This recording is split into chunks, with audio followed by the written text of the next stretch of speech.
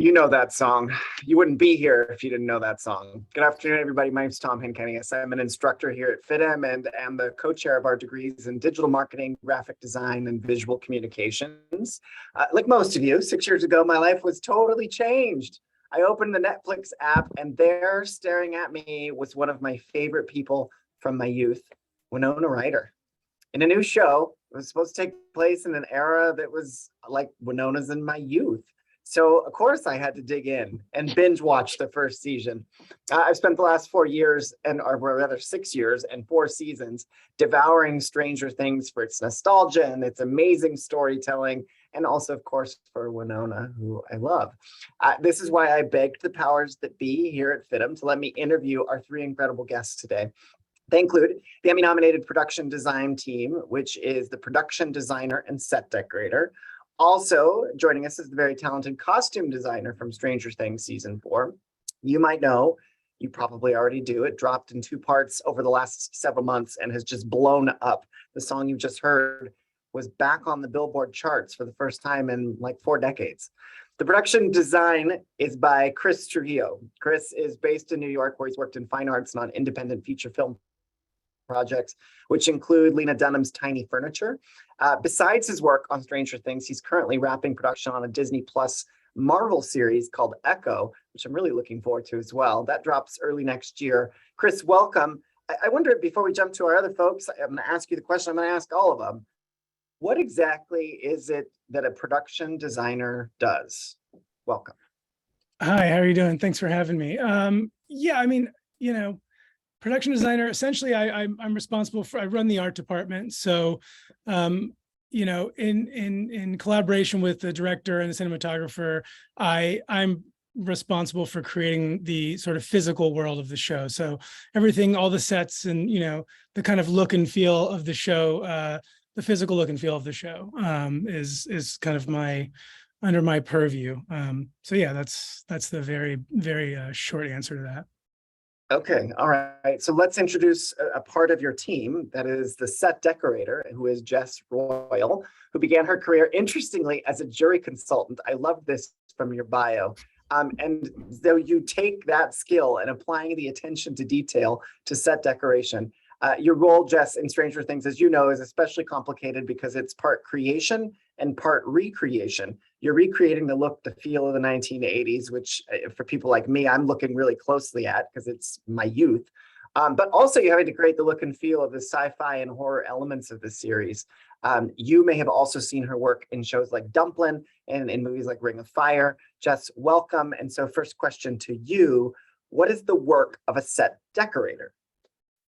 So a set decorator is in charge of basically anything that the actors are not actually touching or holding or interacting with. There's a lot of crossover with this, I think, with a lot of other things in film. So, sometimes I'll establish something and then all of a sudden it'll be scripted where the actor has to pick that thing up.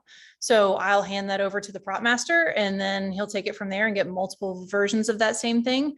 But in general, I think a lot of people hear set decorator and they think like, oh, pretty curtains and rugs and nice linens and things. But it's like, really, I always tell everyone like, we were nominated for an Emmy and basically I'm a glorified garbage man because that's what I really do is like collect garbage from dead people's basements and from the side of the road and everything else. So, that's, yeah, basically what I do. So those Pepsi cans are from dead people's basements. Is that what I need to understand? Probably a lot of them, yes, are. I try to save as much as I can and we keep everything. So we just have a lot of stuff that accumulates.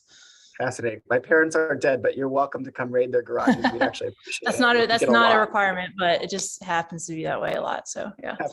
Jess is short selling herself. Like if she would have, if you're looking at her screen or my screen or your screen, she would literally be responsible for every single element you see in the background. She creates the life of the show essentially. Like every picture on the wall, every piece of furniture, every like element of the ephemera of life. So yeah, she's not just a garbage man, but she's a very good garbage man. Thank you. Okay. Believe me, having talking to you all tonight, it was very nerve-wracking getting ready and making sure my office looked correct. So yes. And I want to congratulate the both of you for your recent SDSA award for Best Achievement in Decor Design of a 1-hour fantasy or science fiction series. The college has a great relationship with SDSA, and we just congratulations on that as well. Thank you. Our last guest is the Costume Designer, which is by Amy Parris. She's a native of Southern California, learned to sew, love this story, learned to sew from her grandma, was making clothes for herself and her friends by the time she got to high school. You've also seen her work on Westworld, on Yellow Jackets. The costumes we'll look at from her work on Stranger Things have been featured in clothing lines, Levi's, Quicksilver, so we'll talk more about that. You've also seen them in stores like PacSun. Not to mention, we're coming up on that season for Halloween and cosplay looks. So we'll get to all of those elements of this. But Amy, I wonder if you can first start with sort of the same question I've asked everybody else. And that is, what is a costume designer? What is your role in all of this? I think in broad strokes, a costume designer is someone that's telling a story through clothing. You know, there's so many ways you can kind of tell who you are by what you wear. And so it's very collaborative between a story, a showrunner, a director, an actor, and the builder. So I think it's kind of making that happen through clothes. Excellent. Well, I'm super excited to talk to the three of you, and clearly a lot of our audiences as well. I want to encourage everybody to use the Q&A. I'll be keeping an eye on it as we go to apply some of the questions as we move our way through this hour together. And then we'll spend a good deal of time at the end focused on your questions as well, where they don't quite align with the way we wanted to shape our conversation. And that is because I was hoping we could shape our conversation around some of the images from Stranger Things season 4. So we've kind of grouped them, and let's just get right into it and then take a look at these different things from both the production design, set decoration, and then the costume design perspective. So starting here with Rinkomania. I mean, I grew up going to Skate Depot, so this is my life. I read something, my rumor mill told me that this was somewhere in New Mexico, that this actual skate rink exists. So tell us, I guess start, Chris, Jess, from your point of view, like, is this a real place? Is my data correct? Am I wrong? How did you find it? Then what do you do when you get into it to make it feel like the 80s? We certainly wanted it to feel like a real place. You're correct. We shot it in an existing roller skating rink in Albuquerque, New Mexico, which is that's where we went for all of our sort of Southern California vibes, and then out in the desert there for some of the sort of Nevada vibes. But yeah, I mean, we wanted to create a roller skating rink that maybe wasn't as like painfully 80s as it is. Almost feels. I mean, I don't know, Jess, you have very specific feelings about this, but I feel like we were going for something almost like late 70s, early 80s. We didn't want it to be too distinctly 86. We wanted to feel like it's been there for a little while. How do you go about achieving that sort of lived in feel and look? I will say that, like, this started off as we weren't quite sure where we were going to shoot for this location. I mean, it was supposed to be obviously in California, but Atlanta is also like kind of the home of roller rinks and skating rinks. So there were a lot more options in Atlanta. So we did scout a lot of those places, and there were definitely some like super dated places in Atlanta. This was the only one in Albuquerque available. So we just did our best we could to like make it a little bit homey, like some of the Mylar, the Mylar curtains and stuff up there, along with the colored lights and the disco ball and everything else. And we tried to do things the old school way, where everything's not like newfangled TV show technology, to keep it kind of real feeling. But yeah, I think everything turned out great, and just like the video games and everything else, it feels like the right kind of maybe early 80s, maybe not quite full on 70s, but at least early 80s. So 100%, 100%. Amy, we've been looking at the costumes go by as we're looking at these images. Okay, let's spend a minute on this screen. Do you want to talk us through your thoughts on this and how you came to these particular designs?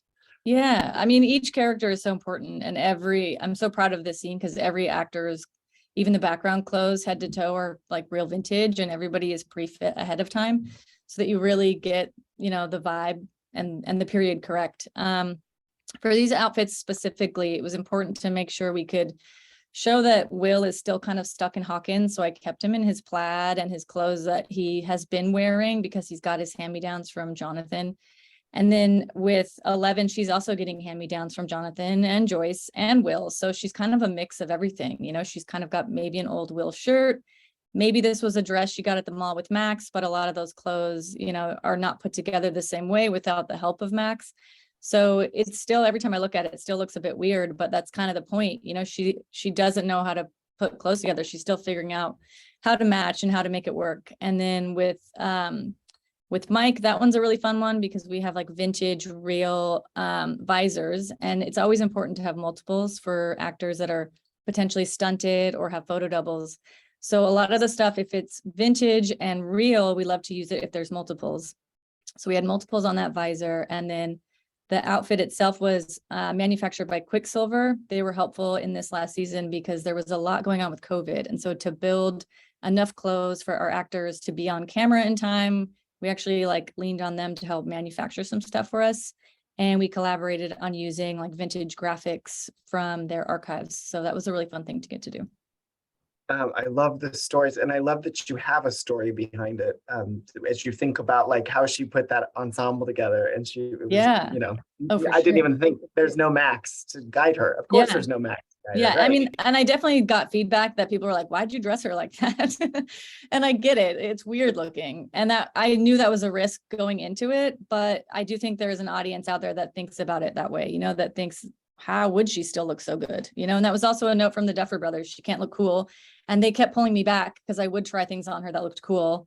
And Millie wants to look cool. We all want her to look cool, but at the same time, you don't want her to look like Millie. You want her to feel like 11. So we really had to kind of shift that outfit quite a few times to get it just weird enough that it's still kind of cute, but weird, Yeah. It's cute in a weird way. Weird. And if I could just say, because Amy's so good at this, and it's important, at least to Chris and I as well, is there's so many times it's making things as imperfect as they need to be to tell the story. You know what I mean? So I think a lot of people think oh, everything has to be so perfect, or it has to be, exactly all the little things in the right spot. And it's, I've always said that I just need a bumper sticker that says imperfection is perfection, because half the time that's what we're going for it says a lot about our characters or the spaces that they're in. So Amy's great at that, and we work hard at that as well. Oh, thank you. I want to look at that last image I think we have in this section and ask this question that actually one of our viewers asked from Jess. I'm sorry, that one right there, thanks. What's the most important aspect to staying true to costume designing a period piece such as Stranger Things? So just looking at this, it kind of puts me in the mind of that question. Yeah, I mean, for me, like I was saying earlier, it's using the real thing when possible. So I have some amazing shoppers on my team and an amazing assistant costume designers. And those shorts are vintage Velveteen brand shorts that still exist from somebody's, much like Jess, you kind of become that treasure hunter. So we found a vendor that had multiple dead stock versions of these shorts, and on eBay, we just bugged them and hounded them. How many more do you have? How many more? Can you send all of them? And so we kept the red ones, red for the boys, and yellow with red trim. And then we put pink trim for the girls.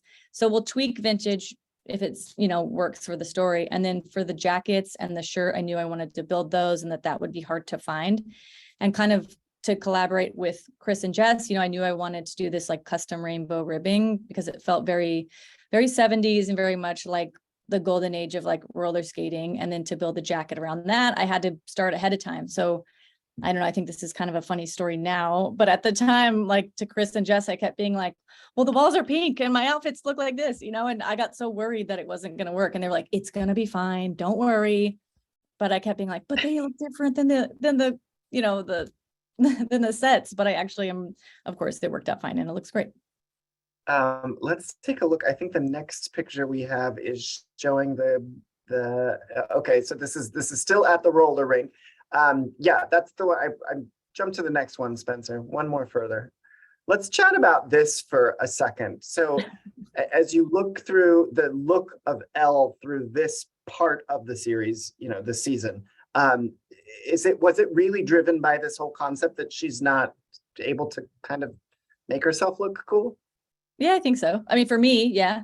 Okay. And for Millie, when she was on set one of the first days in the outfit with the like strawberry festival shirt and the sweats at the school, that was one of the first times we saw her in season 4. And she, I said, "How do you feel?" And she's like, "Well, I don't feel like 11, but I think that's good."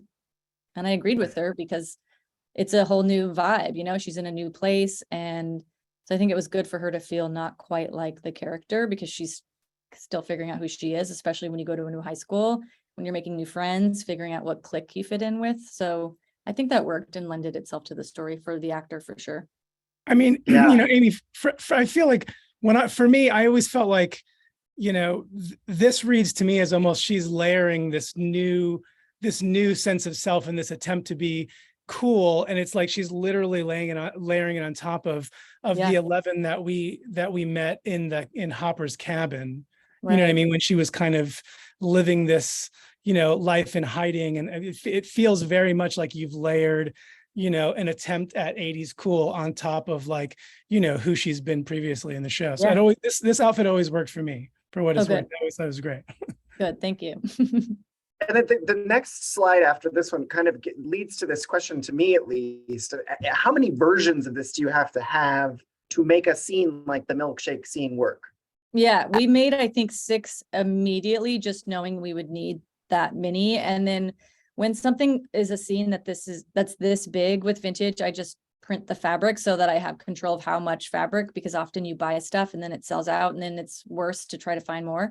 So you can control it if you have time to print it ahead of time. So we work with the art department who helps us make the graphics that we then print on fabric. So we printed this, and I have amazing cutter fitters and stitchers that build them in-house. So they built these all so that all the patterns would match. And then with our prop master, Nico, he helped us with getting the milkshake that we'd be using, and had to do it practically just to see what it would look like. And everybody liked it and it worked. So then we went in and painted matching ones. And I think some people were confused. I had posted about it to like explain why we did it, but you do it practically, but then you also shoot out of order. So you need to have the evidence of what it would have looked like afterwards. And so there, there's a whole logistics as to why, things are done practically or painted in to match or added on after, because we shoot out of sequence and out of order often. So we made, like 6 of them, prepared for like 12, but I think we only used 4. I could be wrong. Wow. That's thank you for sharing that. I think hearing the behind the scenes version of the story is so compelling and interesting. Let's jump to the next kind of sort of part that we're looking at, which is, we're calling it the California Boys. The boys take on a very unique and distinct look. As Chris, Jess, you already mentioned there that you guys were filming this in the New Mexico desert to look like Southern California. But kind of as before we jump into the costume on this, from the design point of view, the look of these scenes, where does that come from? Where did you turn to? How do you get there to create this sort of look? I mean, I think we just wanted to make sure that we did something that felt distinctly different from Hawkins, just in terms of like, the color palette and the light quality. I mean, the light quality is just fundamentally different when you get out into the West. So, that was certainly an inspiration. And I mean, yeah, we really just got into these kind of like a little bit like lighter yellows and ambers, which we've used before, but there's just like generally like more of sort of a warmth and an easiness to a lot of like the atmosphere of this whole world out there. The buyer's house as well. I mean, the buyers kind of, they're in a much more, at least ostensibly, aesthetically more comfortable and warmer place than they've been previously in the show. But still, it's still very specifically, archetypal suburban America, but just in this very different sort of geographical context, So yeah, I mean, it was all about just channeling Southern California instead of Indiana. Jess, I want to get to you in the set decoration in a minute, but because the pictures are in specific order, let's come back to that in 1 second. Amy, take a look at this next slide. And maybe can you walk us through sort of the way Chris just did, sort of that West Coast vibe versus the, I guess Indiana would be the Midwest, but the Midwest vibe. How do you arrive at these looks for these young men? Yeah, the thought was starting with color palette so that, knowing we'd be in different locations. So not that the audience wouldn't know where we were, but just for a very quick, high school in California, high school in Hawkins, I tried to keep the colors in California a little bit more like sun-soaked and faded kind of feeling, almost pastel-y and bright. So I think color palette helps with that. I think keeping the like soft cottons helps. And it was really just, aside from Will and 11, it was keeping a lot of plaid out of the frame as well in California, because we're just so used to seeing that in Hawkins. So it was using more graphic prints and patterns. And, with Jonathan's like psychedelic shirt, I think that's a good way of kind of telling the story of how he's embraced the 420 lifestyle. And, he's a little bit out there with Argyle, and with Argyle, his hair is so much of a character in itself that it covers a lot of his outfits. So I found in fittings, it was hard to see all the fun stuff to show off within 80s clothes. So I just went big with it and put pattern all over him so that the hair wouldn't cover it.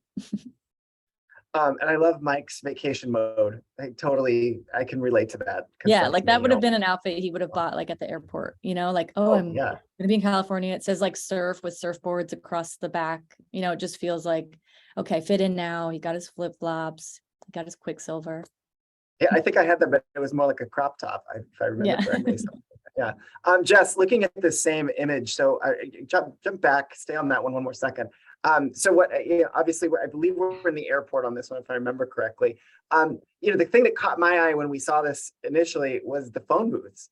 So I'm just wondering, like in the details of as you build out these spaces, do you have to bring in phone booths? Are these created? Like, how detailed do you go on this? Yeah, I mean, like I'm always on the hunt for multiples of anything that's from that era. So phone booths is huge. I probably had more luck finding some of that stuff like west of the Mississippi than I do east of the Mississippi when we're filming in Atlanta and other places. Not that stops me. I mean, we'll send trucks like wherever to get anything, but things like the light boxes to put advertisements in, you can see also behind them. That's always super fun because you get to decide kind of like what was hot at the time that would have a fun visual advertisement to go with it. And we don't see a ton of that in some of these scenes, like, but it is deep background and it's there. But yeah, like you said, I mean, just the phone booth alone is like, oh wow, that's a thing that's is dead now in today's world. So that goes a long way. Somebody put in the Q&A, Jax writes, what was the process of creating a period set like? I actually kind of prefer the second half to this question, which is, do you prefer designing something set in the past or the present? Is this more fun? Chris, Jess, both want to take a dive at that one? I mean, I don't know. I think we take equal sort of, we put as much effort and it's equally as entertaining regardless of the period or era. I mean, there's maybe almost more pressure when you're doing something period, not because we need to be true to period, but because we're constantly trying, not to hammer it too hard over the head. Like you're really trying to create like a set that's still grounded and real and not distractingly period. So, I mean, in a way, there's the obvious logistics of finding phone booths and like every other element that needs to be vintage to do it right, which is obviously its own headache and its own challenge. But I think more than anything, it's this struggle to not do something that is distractingly period, so that you're not pulling the viewer out of the story and the experience of the characters, So yeah, I think for me, it's walking that tightrope of like, we're hitting all the markers of period, but we're not distracting from the drama and what's going on screen.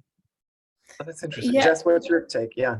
Well, I'll say I don't like doing contemporary, like current day things, or not that I don't like it. It depends on the project, obviously, but my mind is definitely more occupied and firing on all cylinders. And I'm more invested in like submersive in a period project, and regardless of what the period actually is, whether it's like 1600s or 70s or 40s. And, along the same lines as what Chris was saying, yes, Stranger Things has been like 83, 84, 85, 86. But that doesn't mean that each season is the iconic epitome of those years either. I always tell the story that I remember season 1, the first set that we shot was the buyer's house. And not that it should matter what an accountant thinks, but our head accountant came to me after walking through the set right before call and said, "Oh, Jess, like I thought this show was 1983 and like your set looks really 70s," almost like an insult. And I was like, well, yeah, it is, but only because it's Joyce, it's Joyce, and doesn't have a lot of means to renovate her house, and her mind's always other places. So it made sense for her character to have it not be the latest, greatest 80s, save that for other characters, who have the means to do that. So that's always fun to kind of pick and choose, how we tell that story through the sets and through people's residences.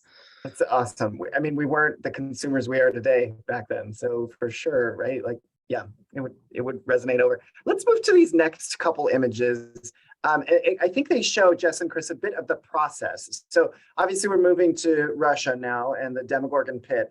What is this? What are we looking at here? Can you describe this for us?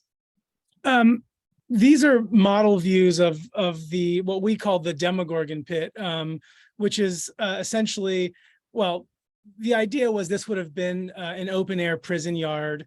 It's been retrofitted to hold these sort of Demogorgon gladiatorial battles. So yeah, I mean, this is sort of the heart of our bleak Russian Kamchatkan work camp prison situation. We built it on stage in Atlanta, inspired by the prison that we found and shot some of in Lithuania, which was an old Tsarist era prison. It was incredibly terrifying place to be. So yeah, I mean, this was just our massive sort of Demogorgon fight centerpiece that we built on stage in Atlanta. So this is a built out stage. And then the other thing I'm noticing is 3/26/21. This is well over a year before these episodes start dropping. So you guys are working quite a bit out just in terms of a process check on this. You're pretty far out before we ever see this. Yeah, I mean, just for frame of reference, I mean, I was scouting Albuquerque to make sure that it was going to work for the show in August of 2019. So like that was kind of when we were getting started, Wow. So yeah, we prepped for quite a long time, and then obviously the COVID hiatus, et cetera. But yeah, it's a long laborious process. Let's get inside the prison. Jess, I'm sorry, I feel like I just stepped on you. Did you have anything you wanted to I was just saying, like another sort of reference point is like, Chris and I and our art director and everybody went to Lithuania at the end of 2019 to look at all of that stuff. And then using that sort of walkthrough of the prison, I was ordering lights that were all delivered during COVID hiatus for the Demogorgon pit. So we had plenty of time to kind of think things through and troubleshoot things and ship things from the Soviet Union, former Soviet Union, obviously Russia, and in Lithuania back to Atlanta. But yeah, maybe in some small ways, COVID was helpful in that sense because it gave us a little bit of time to transport everything. Yeah, I mean, I think I think what really made this special for me, this set special for me, and what I think really made it, cut seamlessly with some of what we actually shot in Lithuania is that we took a lot of our cues from all of the metal work and the specific architecture that we saw there. And in a lot of cases, Jess literally was able to purchase and have flown over specific elements that would just really kind of tie us to the reality of that, which like even like some of the street lights and I mean, just a lot of lighting fixtures and stuff like that came directly from the former Soviet Union. So we shot that stuff while we were there. It's awesome. Let's get inside the prison then. Amy, we'll give them a break for a second and talk about then the looks. So obviously it's a Russian prison. Do you reference history for this? Do you go to photographs? How do you develop this? Yeah, my prep for that was also we went out there ahead of time and scouted a costume house in Poland. And So they actually were able to manufacture the blue uniforms for us. About, I think maybe 40% were real and rented from another costume house. And those were already beat down and like aged beautifully because they had been used for Russian prisoners for ages. I mean, some of them even had like old blood stains and stuff on them. So we needed to match our actors' levels of distress to the real thing. But you had to start with like white cotton twill, which, you know, was super durable. So then they dyed it that indigo color, and then we had to strip the color out to try to make it match the distress level. So there's a lot of work that goes into making them look as shitty as they ended up looking because they start so fresh and clean. The hats are all, I believe those are all real hats from the period. The gloves were real. The boots were a bit of a cheat. And there was a moment that my assistant costume designer, Kristen Garavanta, and I had to run through a mall in Lithuania to try to find a size 14 boot for David Harbour that doesn't really exist. So that was fun, like two Americans like covered in jackets rushing for it. But they're beautiful, and everybody's work to make them look as, you know, like I said, beautifully bad as they do, it's such a, you know, gift to meet those artisans and those breakdown artists that can do that as a living. And that's like a job. You can do that within the department, is like make clothes look worse, you know, and that's part of it because it's art in itself. So that was really nice to get to do. And it's so different from the rest of the show. So it was really fun. And That's awesome. I feel like my experience with this, it really can make or break a scene, and it can really kill a set. This, I mean, it is such an art to achieve this level of distress and authenticity in the costuming, and frankly, it's like, it's not easy. I have had experiences where it has really, you know, a set doesn't work if the costuming doesn't work in the context of the set. So yeah, I mean, I felt like this was like some really incredible work and crucial to the look of everything working. Well, thank you. But also, I will also say that like when you have such expansive, beautiful sets, like Chris's sets, you know, it's like the last thing I want to do is like bring costumes in that don't match the level of how wonderful those look. So it was a bit of pressure, but I mean, that's why our show is so good, because we all put in the most effort we can. So. Oh, I love the love. Everybody's loving each other. Chris, tell me briefly before we move to the next images, which I think everybody's going to be super stoked to see. Spencer, jump to the one right before this. So is this particular image, no, back there. Is this a set that you built, or is this inside that Lithuanian prison that you were talking about? No, this is actually the side yard in the actual prison, and it really did inspire a lot of the look of what we built, and this area, and you know, if you know, around the corner from this image, if you were to make a left around that corner, there's this labyrinth of like barbed wire tunnels. I mean, it's just really horrifying, and it did inspire everything that we built in Atlanta. This was for me was the greatest takeaway from going to Lithuania and shooting in a practical prison, was these vibes that we were able to bring back as inspiration for everything that we built, all the interior stuff, and the Demogorgon pit and all of that. And also the background extras. We can't go away from this without saying, they're like, amazing. yeah, I mean, you never could have found, you could have found probably 5 people that looked like these extras in the United States. And so being there was a real motivation also to go there. And, you know, just learning how they used to do things too. Like you see the dog on the edge of that frame. But a lot of these areas were pins where they just kept dogs all the time when they used to have active prisoners there. So of course we had to have dogs and all that other stuff, and alarms and sensors and barbed wire, and, you know, so yeah, going there was 100% worth it. Okay, dumb question for me. There's tons and tons of people on this set, and some of that snow looks fresh as can be. How do you keep the snow looking so fresh in scenes like this? Oh my God, it's a painful process. It involves a lot of trying to wrangle actors and background folks to not step on the areas that we need them not to step on. And then it's a lot of just refreshing the snow as necessary between takes. And I mean, you wouldn't believe the headache of logistics that it is just to achieve, you know, this level of snow on the ground. Snow was generally a huge challenge, just like a little, behind the scenes. We had a really hard time the first time we went to Lithuania because we were expecting snow and we didn't get any. So we played hell, literally having to bring in snow machines in a number of instances to create snow in a part of the world that we were anticipating like full snow cover. The first time we went there, it was a challenge. Crazy. Okay, thank you. Let's jump forward and take a look at the Creel house and have a discussion around the production design, set decoration of this. Obviously, we're looking at a Mayflower truck that is looking pretty vintage to me. So I'm just kind of like, walk us through the process. Maybe Jess, if you want to start on this one, and then Chris, we can hop to you. What's going into the creation of this? I guess first question might even really be, is this an actual home, or did you construct this? Yeah, actually, I'll defer to Chris just for how we got to this point, because I think he can speak to that better. Okay. Go ahead. Yeah, Chris. I mean, we just wanted to do our Stranger Things take on the classic kind of cinematic haunted house. And, all over Atlanta and the greater Atlanta area, there are all kinds of really great examples of the classic Victorians, et cetera.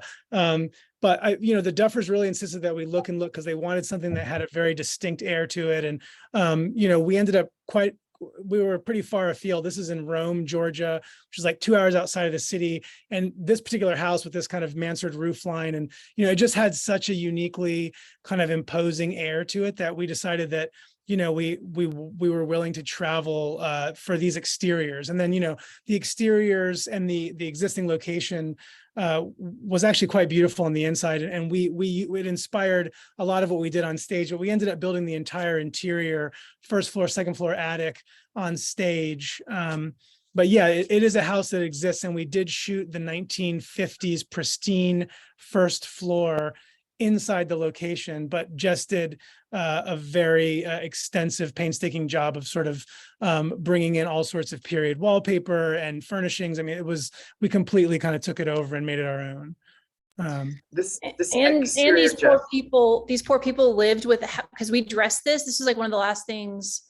Well, it was one of the first sets we shot, but it was like the end of February, like first week of March of 2020. So then we shut down for COVID. So this couple that lived in this house had to live with all of our set dressing because there was no one to get rid of it for like a year. So that was good, but at least it stayed intact. And then we had time to sort of recreate that on our stage as well for later scenes. So yeah. Oh my gosh, that's wild. Okay, and I'm just looking at the time and I realized how quickly this is going. All right, let's hop to the Rainbow Room and quick talk about the Rainbow Room and the experiences here. Amy, I'll get to you on costumes in this space in a minute. But first, Chris, Jess, this whole look, feel, design, where does this come from? How do you come up with it? Walk us through it. I mean, I feel like we've been waiting since the first season to really fully flesh out this whole underground world of Hawkins Lab. We've alluded to it, we've kind of teased it and seen a little bit of it from the first season. And so we're really excited to get to this. And I mean, ultimately, we just did a lot of research into children's institutional spaces throughout, the century, essentially. And we're inspired a lot by kind of some of what we found in like Scandinavian versions of it. All the furniture is custom. We did this kind of carpet wrapped custom furniture, which I mean, actually, I feel like Jess really pushed for that. And I'm so glad she did, because I think it really is amazing and ended up being such a great touch. And then the rainbow for me was probably my favorite part of the whole situation. It took a little while to figure out how to integrate the sort of, the rainbow, but ultimately it's one of my favorite things we've done. And then the ceiling, Jess and I think you were with me, Jess, we scouted, or maybe you saw the photos and just knew it was the right thing, but yeah. I scouted a high school in Albuquerque, and the administration building happened to have this coffered ceiling with fluorescent lights. And as soon as I saw it, I was like, this is really special. It's not right for the high school, but we've got to do something with it. And then I think Jess was actually a big proponent of like, this is the perfect ceiling for the Rainbow Room. And I to be honest, I feel like for me, this is some of the best money we've ever spent in terms of design and a design element. So yeah, I mean, I really love this space and all of the kind of contingent corridors. Jess, I'm sure you have something to jump in on this one, but Chris, before we get to that, I just want to quickly, you said this is one of your favorites you've designed. So what makes this one of your favorites? I mean, I just love it. I love the way it looks. I love the way it factored into this. I mean, I feel like, as much as any other set I've ever done, I feel like this one really is exactly what I hoped it would be in terms of, and in so many ways it becomes kind of a character and like a very important setting for this, it just is one of my favorites. I don't know why. I just really like it. Jess, so then what my curiosity in this piece, after what Chris just said, is you go with that Scandinavian design, and like, why? What's like, okay, we're going to solve this with Scandinavian design. Where does that come from?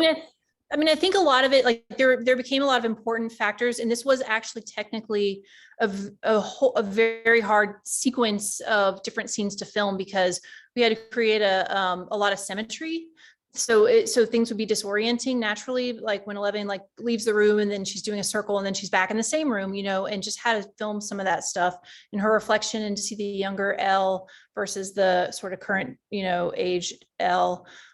So symmetry was important. And then trying to keep, some of these like puzzles and games and things and mind games are from season 2 that we actually just like updated them a little, or some of them are exactly the same. We just saved them. And then, so focusing on a few key pieces, but then trying to keep everything else like really neutral. And like we had, I don't know if it actually made it into the shot, but at first we had all these white puzzle pieces, like huge jigsaw puzzles that were white, so all one color. And so the kids were putting those together. And there's just something like really that's satisfying, that sort of works well with, you don't know how much education these kids have, you don't know how smart they are, they have special powers, but if you can't tell exactly what they're doing and they're just moving things with their mind, I don't know, the whole room kind of lends itself really well to that. Let's get to the next image, and Amy, maybe you can weigh in here now on how you developed the look for this space. I mean, some of it seems kind of obvious. We're in, kind of a hospital setting, but where do you come up with these looks? Yeah, I mean, it wasn't reinventing the wheel. An orderly would be in something like this, but it's small details where the pants are a purchase, the shirts are a purchase, but if possible, and when time allows, I'll tweak something just to make it a little bit different or a little bit off. So we changed the pockets on the front of the friendly orderly shirt just so that they'd be a little bit cleaner and look a little bit more period. With the gowns, I mean, the gowns are what they are, and that was established in season 1, but for comfort of the actors, we closed the back of it so you wouldn't have to worry about, the back of the gown opening and stuff. So it's making little tweaks to make it comfortable, and then just paying attention to the fit and make sure that the silhouette is what you want. I think having those 2 outfits in that room works really, really well together. Yeah, absolutely. Let's move along in the interest of time. And I think next up we're moving to Eddie Munson's trailer, fan favorite, at least according to TikTok. So Chris, Jess, I feel like I want to start with the detail here, because there is so much detail. And if I understand it right, as the set decorator, that's your role, right? You're the one who gets to define all of this. Yes, I will just say though, when it comes to like metal and music, like Chris and I definitely like there's a lot of talking about like what bands, what music a character likes. I mean, even with Amy as well, she's responsible for, giving them a wardrobe that supports all of those tastes. But yes, this was super fun. And there's just so much space in here to cram everything that's Eddie's life, because he saves everything. He's a musician. He's kind of been that same guy this whole time. We made a lot of this handmade, like, the guitar I painted myself, the corroded coffin. I think Chris and I did one version of it ourselves together. And just like black light posters and all that stuff. It's just, even I don't know if you can see it in this photo. There is a pepper shaker actually right there, but like just, leftover plates because he doesn't clean up and he lives with his kind of like, uncle who's not super housekeeper oriented. So just having the mess is always going to be a fun time. And then all the layers on the walls as well. I love the pepper shaker detail. Chris, as a guy who does the graphic design around here and teaches it, the corroded coffin piece, do you comp that? How do you come to that being the look for corroded coffin?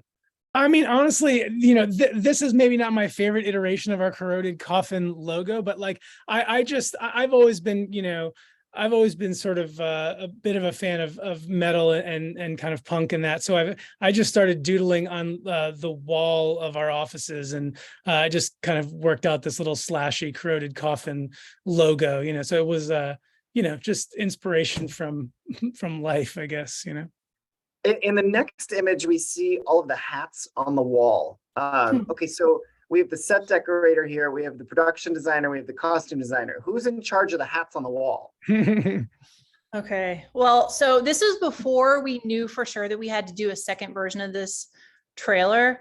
But I'd gone to some of the estate sales and different things, and I was just like paying attention to what some of these country folk kind of would create collections of and save. And so I pushed really hard. Like I wanted hats and mugs, like seemed to be the right fit. And it also kind of softens, Eddie's uncle a little bit. I don't know. He's one of my favorite characters. I know he's a little understated after the final cut, but I saw him as this very important person, and he's like, you can relate to him. And he was so upset by Eddie's death later. So I wanted him to have a little bit of reality and a little bit of like, you can see his taste and what he saved in his life. That said, then I found out that we had to do a second version of this trailer for the Upside Down. And so I had to find duplicates of all of this one-off original stuff. So that was a little bit problematic, but we got it done, and we were able to cover it with like upside down vines and things. So it was very forgiving. But very brief fun fact for Jess and I, this mugs collection specifically, and so a lot of what's happening in this trailer is a little throwback to the first indie project that Jess and I did a million years ago.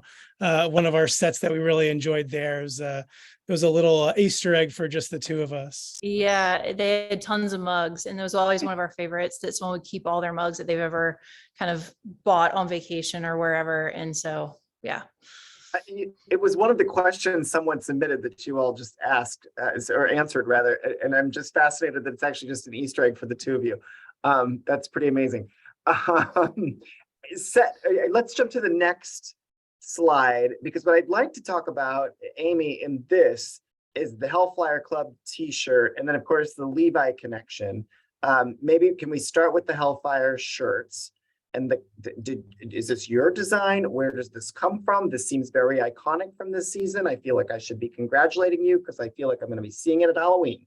I hope we see it at Halloween. I mean, I knew Eddie was going to be such an important character, and Chris and I were both kind of auditioning graphics to the Duffer Brothers for the logo, and everybody knew how important that would be because it was meant to look like the kids had drawn it themselves and was a little bit more like homemade and then printed.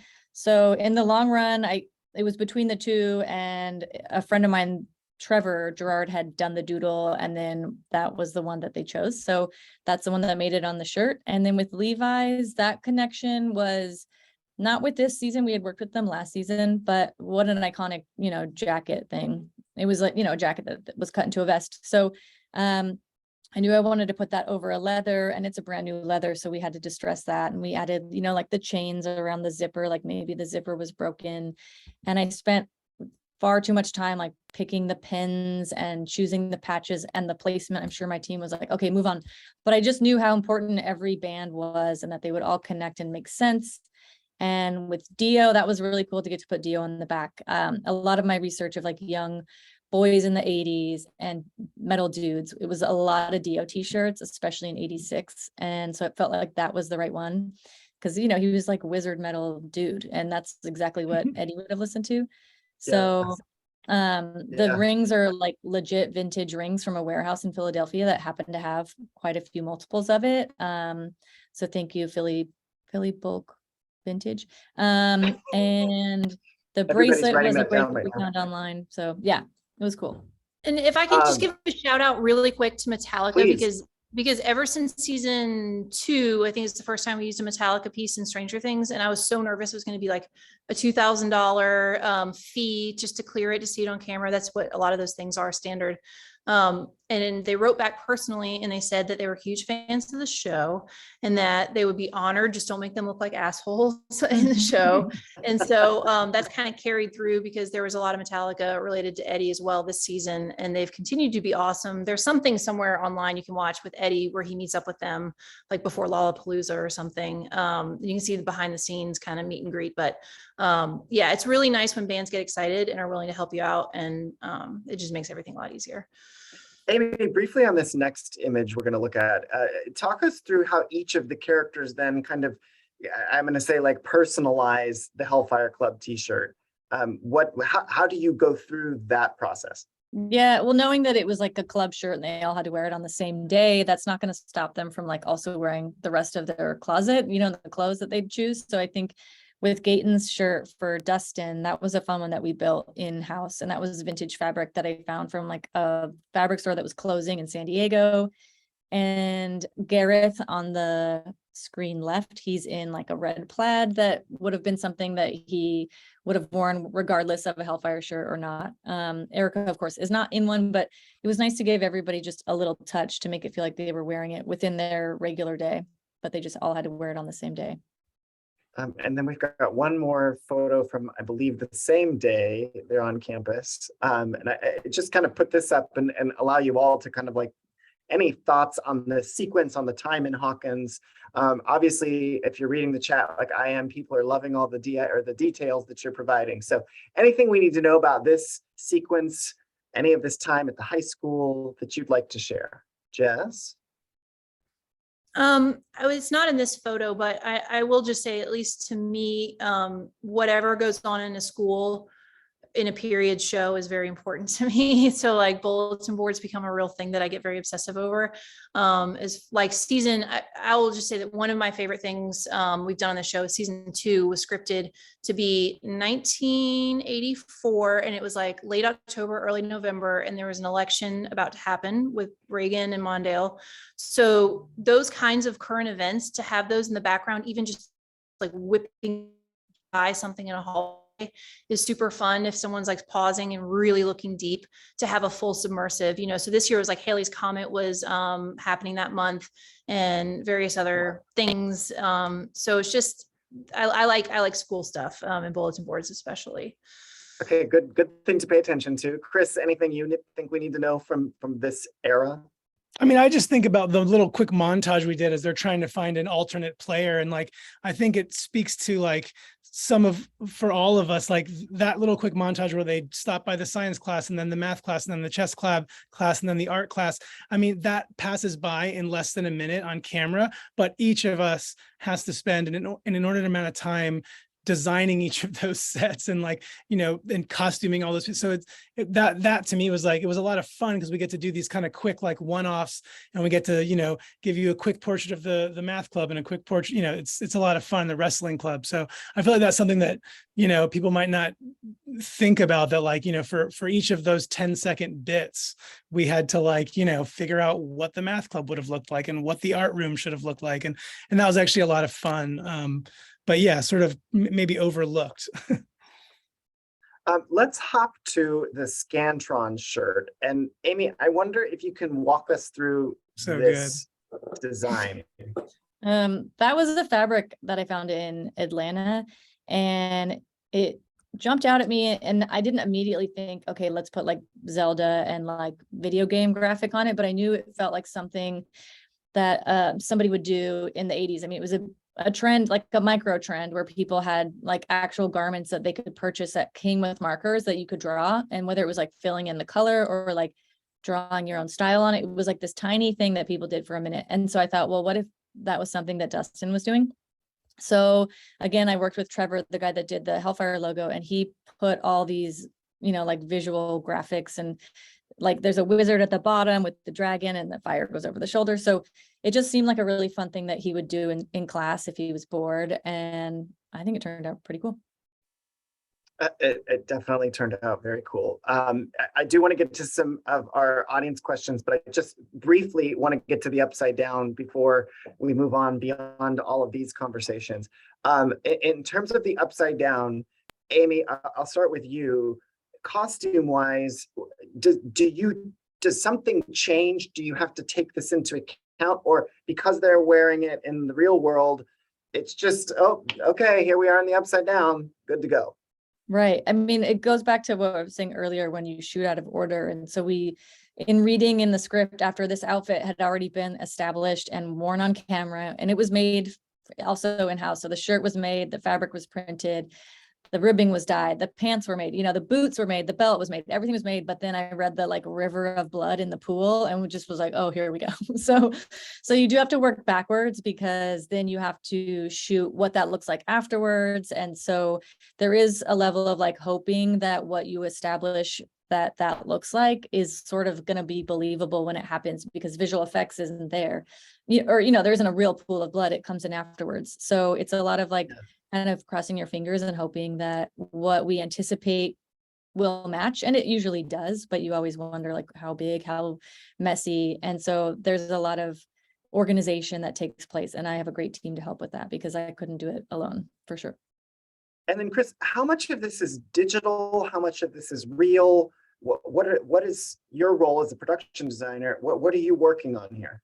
I mean, this one's interesting because this is actually in season 1, the first and one of the only times where we see the upside down sort of in a fairly widely is when we're in the pool with Barb. And this is kind of she's having this kind of throwback to that experience. So this was kind of fun, because it was basically we were able to do a callback to that first occurrence of the full-on upside down. And our approach from the beginning has always been, we do as much practically as we possibly can. And in these kinds of sets, when we're within like a reasonable sort of dimension of space, we don't have to extend beyond the borders of our set. This is all practical. All of the vinage and all of a lot of what's in the air, all of this is fabricated and applied to the physical set, and that's generally when we're interiors, that's how we deal with the upside down. Wow, amazing. Maybe let's hop to the last one, is the next image on also from the upside down, and then Jess, then as set decorator, what are you doing in this space? So I actually was spared a lot of the headache of this sort of fractured Vecna's mindscape. So Chris is probably the better person to talk to, but it was just, I know, at least when I've talked to different people and had some of these Zoom Q&As, a lot of people have been very curious about just sort of the stages of the Creel house. So at least for me personally, it was fun to take it from a pristine 50s state. Then you see it aged in the 80s with the wallpaper peeling and the plaster. Then you see it in the upside down version of that in the 80s with all the vines and everything. And then here you see some of the iconic pieces, of the house that we built separately for this, obviously, but and seeing fragments of that and fragments of his mind, I thought was pretty cool. But as far as like creating all of this is more of a art department construction paint VFX Chris world than it is true set decoration. I totally want to be respectful of your time, but can we have 5 minutes to ask just a few more questions from our audience? For sure. I'm good. Yeah. Great. Okay, let's just hard charge through a few of these. I'll throw them at each of you individually and we can try and get some answers. So Amy, how long did it take to put together the costumes for the season? Oh gosh, 2 years. Wow. Okay. How does the handoff process work? Chris, we'll do you on this one. So when you're creating the world, the spaces, how do you get feedback, and then how do you hand it off for the final piece, or are you fully involved in all of it? Yeah, I mean, I'm part of the process from kind of conception to execution to until the moment when we deliver it to the camera and to the director and cinematographer. I mean, it's a complete process from kind of beginning to end. Okay. All right, Jess, for you, when it comes to details like Susie's Wizard of Oz poster, Will's Boys Don't Cry one, what goes into deciding details like those for individual characters? Is it done to give hints? Are you doing a little foreshadowing? I mean, I think Boys Don't Cry probably was a little bit maybe very on the nose hint foreshadowing kind of thing, but something like Susie is just taking her background and sort of building out her persona and her backstory, and she's Mormon and she's very conservative and kind of an okie dokie kind of gal. So Wizard of Oz made sense, and National Geographic pullouts of the constellations and that kind of thing, all just seemed to make a lot of sense for her. Stay with you for a second, Jess. Did you research for real advertisements? I think we're going back to that airplane or the airport scene. So the airport scene, which I think Chris would agree with me that like the airport was a very questionable, it got a little out of control on the day. We got to make a lot of changes. We were running around. We had very limited access to that place in advance. We did it kind of the morning of. We had everything ready to go, but as far as getting in the physical space and getting it done. So it was good. And yes, we did a ton of research. I'm probably season 3 for the mall had some even more fun ads if you kind of look around in the background for those. But and everything from Coke to American Express to trendy workout things and whatever. It's just like whatever's hot in the moment is fun to research. Chris, how much do the actors influence the sets, costumes you make? Sort of, I mean, to the extent that the actors kind of create the characters, they're like the biggest influence. But, sometimes we'll ask out of courtesy, and some of them have some really fun ideas. We'll ask them, what would you like to see in your character's room? More often than not, it's like the domestic spaces, like maybe it's their bedrooms or the spaces that are very specifically, meaningful to that character. We may ask an actor if they have any ideas, but usually it's more about, telling the character's story, and less specifically about the actor's input, Amy, was it more or less difficult this season because of the different settings all over the world? In other words, as you're thinking about the costumes and doing this globally rather than just in Hawkins, does that make it more difficult, more fun? It can. I think it's definitely more fun. I had some more help, which was helpful to have more help and like physically have more assistant costume designers. But COVID really made it hard. Something like the sweatpants that are in the light room when they're in training, the kids in the 70s, that was so hard to get because there was a fleece shortage all of a sudden. So, there's so many things you wouldn't anticipate would be an issue after and during COVID. So that made it significantly difficult. Yeah. I love this question for you, Amy. It's very specific. Are the Vans sneakers that Max wears vintage or were they custom? That's a good question. They're not vintage. They're actually, in theory they are because it's a heritage thing, like that would have been around then. But it's from season 2, which I didn't do. So they're vintage to season 2. And then I think they bought them at the mall. At the mall. Okay. All right. Great question. We are a college. It makes sense to ask this. What would you suggest to someone who wants to get into set decoration? Jess? Oh boy, I always hate these questions, but my biggest piece of advice is just like be aware of your surroundings always. Like, just pay attention to like what kinds of things people like. Go to estate sales, look at what people save, what's important to them, look through their photo albums. If you can, that's how you start to be aware of kind of just how manufacturing has changed and how we make things differently now than we used to, and what feels right and textures and but as far as that's to be a good set decorator, I guess. As far as getting into set decoration, I don't know. If you guys are West Coast, you probably are as poised to do it as anybody, but just try, if you're in LA and you can start as a PA and work your way up, just set your sights and work hard. Chris, you mentioned that montage segment. Are quick scenes easier or more difficult to design? I mean, I don't think they're any more or less difficult. They can be like exhausting because, it's just as much work for less screen time. But yeah, I mean, I